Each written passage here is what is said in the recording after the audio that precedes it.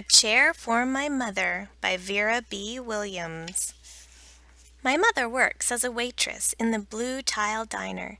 After school sometimes I go to meet her there. Then her boss Josephine gives me a job too. I wash the salts and peppers and fill the ketchups. One time I peeled all the onions for the onion soup. When I finish, Josephine says, "Good work, honey," and pays me.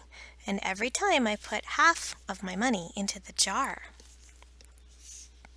It takes a long time to fill a jar this big. Every day when my mother comes home from work, I take down the jar. My mama empties all her change from tips out of her purse for me to count. Then we push all of the coins into the jar. Sometimes my mama is laughing when she comes home from work.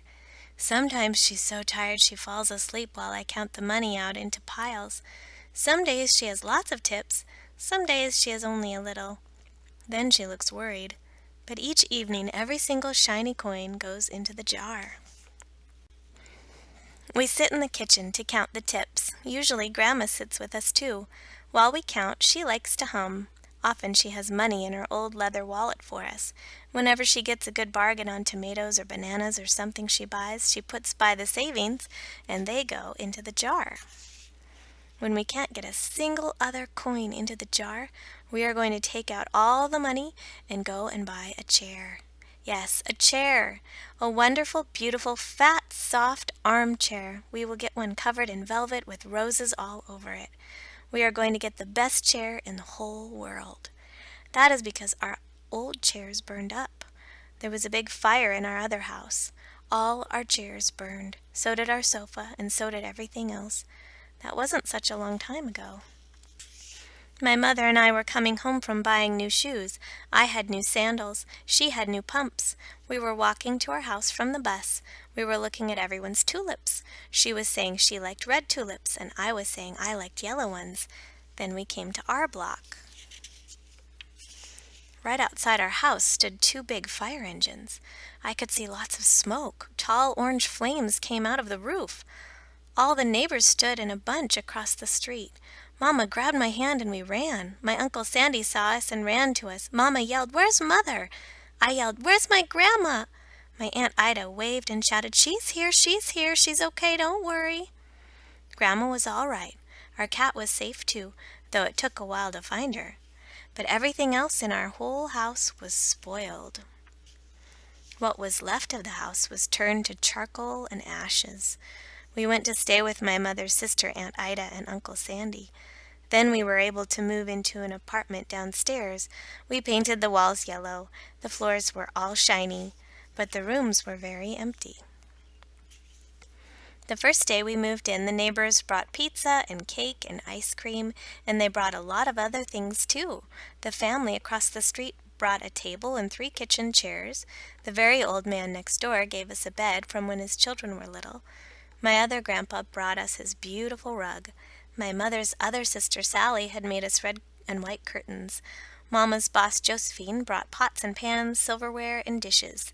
My cousin brought me her own stuffed bear. Everyone clapped when my grandma made a speech. "You are all the kindest people," she said, "and we thank you very, very much. It's lucky we're young and can start all over." That was last year, but we still have no sofa and no big chairs. When Mama comes home, her feet hurt. "There's no good place for me to take a load off my feet," she says. When Grandma wants to sit back and hum and cut up potatoes, she has to get as comfortable as she can on a hard kitchen chair.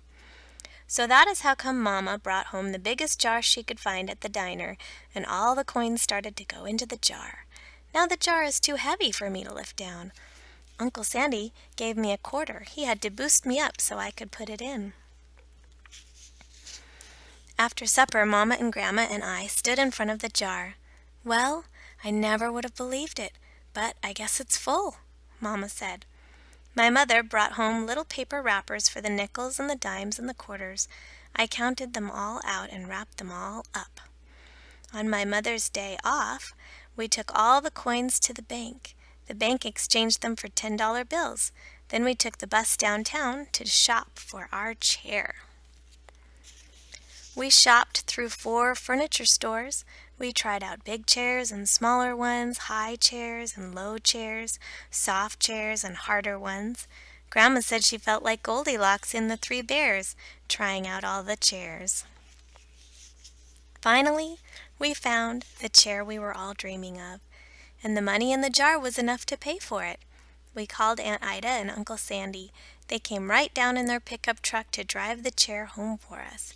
They knew we couldn't wait for it to be delivered. I tried out our chair in the back of the truck. Mama wouldn't let me sit there while we drove, but they let me sit in it while they carried it up to the door. We set the chair right beside the window with the red and white curtains. Grandma and Mama and I all sat in it while Aunt Ida took our picture. Now Grandma sits in it and talks with people going by in the daytime. Mama sits down and watches the news on TV when she comes home from her job. After supper, I sit with her and she can reach right up and turn out the light if I fall asleep in her lap. Thanks for listening to Storytime with Amy.